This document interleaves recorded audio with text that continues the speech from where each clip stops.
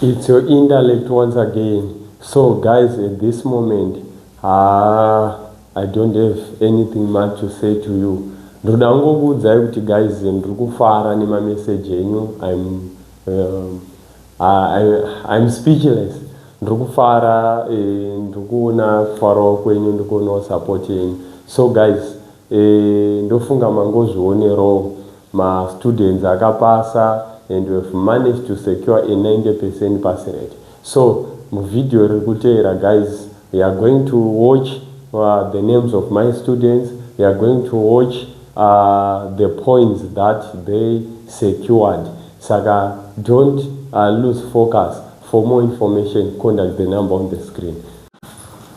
So my question reads, examine how Muslims preserve the natural. So this one, Momokona Anonzi Ishmael Chitundu, he scored 15 points. So my question reads, examine how Muslims. Development teacher town and that one is Rachel Makamure.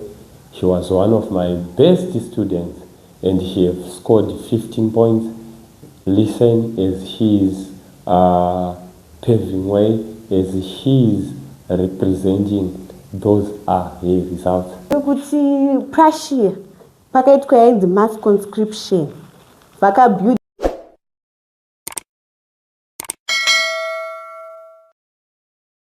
the fact yekuti akangopromisa Italy kuti ichaibatsira kana yazongo atakwa neFrance zvoreva kuti yanga iri aggressive was yaitoprovoke. That one is Panashe Gumiremete. He was one of my best performers too. He scored 13 points and that is one of his fundamental videos. And listen as he was presenting. This is what we do at Perfect Start Center. Those are his points. Anga isingafana unge iri unozongoshowa aggressive. Then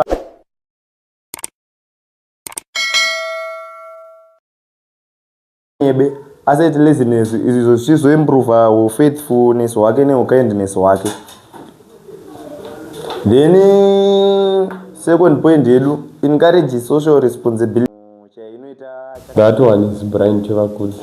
He was one of my best students again. He scored 11 points and that was his presentation and those are his results.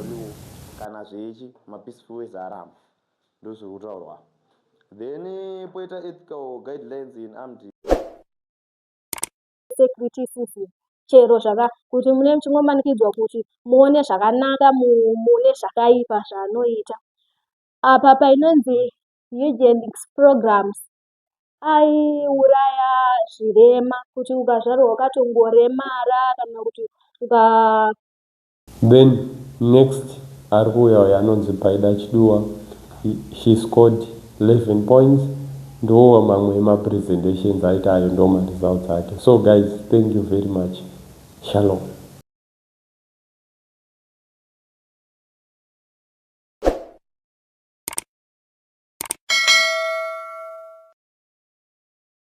That anorula for long and the education system yaka introduced kwa Napoleon was authoritarian. That one is Natasha Chifupi, time Tinana. She did well. She scored 13 points and those are her results. Napoleon, and this shows that Napoleon's domestic policies were authoritarian. Any questions?